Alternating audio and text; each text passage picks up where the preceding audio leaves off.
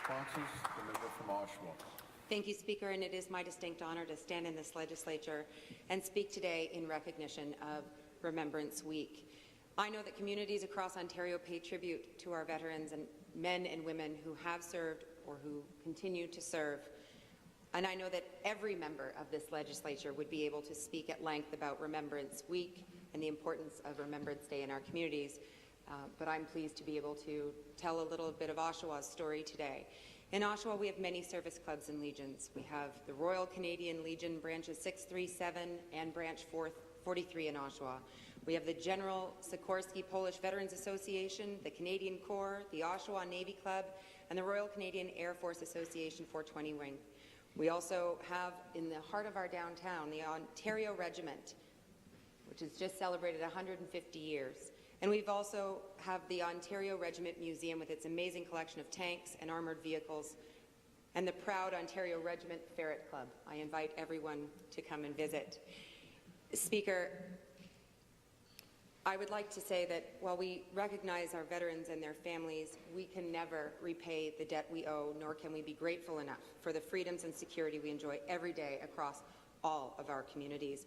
We live each day in a community built on a safe and protected foundation, and each day we are protected and defended by men and women who put on various uniforms, whether military, law enforcement, or emergency service.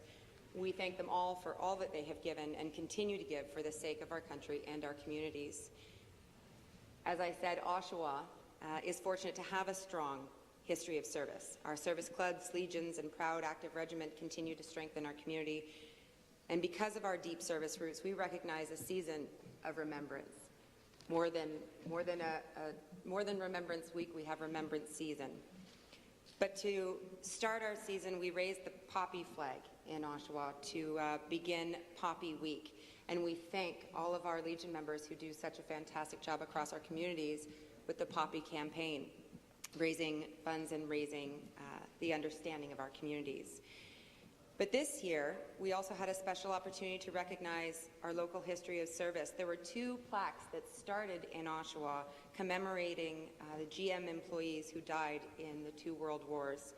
And those plaques left Oshawa, made their way to the Canadian Museum of History, and have made their way back home. So we were able to share those with our community, and they're now at our City Hall. And Speaker, I would like to take the opportunity to read from those plaques. One is a poem called Memory Lingers Long. Memory lingers long, though years have passed since whirling wheels gave place to clash of arms and valiant souls neglecting self fought in our empire's cause, we still remember. This tablet is erected to the memory of the service by those employees of the McLaughlin Carriage Company, the McLaughlin Motor Car Company, the Chevrolet Motor Company Limited, and a tribute to those past and present employees of General Motors of Canada Limited who served in the Great War. And Speaker, another plaque, the verse is, they gave their lives. They gave their lives, but their memories live in our hearts. They are buried afar, but they are Canada's sons. May the new world we make be a memorial more enduring than their names cast in bronze. To the men of General Motors of Canada who died in their country's service in the years 1939 to 1945. And Speaker, I'm glad to share something local, but I know that every community across this province has a local story, have local families that have built our great communities, and we thank them. Speaker, I'd also like to take the opportunity to recognize our fine cadets across communities who are just awesome at every opportunity we have to see them in their service. We have so much to be proud of when we look to our youth, and certainly all of our cadets are a shining example of that.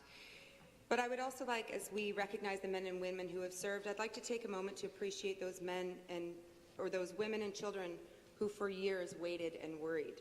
Let us pay tribute to those wartime wives and women who picked up the tools and the torches to keep our communities moving forward. And let us also recognize this Remembrance Week, the caregivers and families of those who come home in need of love and support. Throughout each part of our history, we have been defined by the unwavering strength of our families and communities, and we need to thank them at this time as well. Speaker, we are proud Canadians, and I'm sure that we are all grateful ones, to the men and women who have served or serve And to those who support them, we thank you for all that you have given and continue to give, lest we forget. Thank you. Thank you.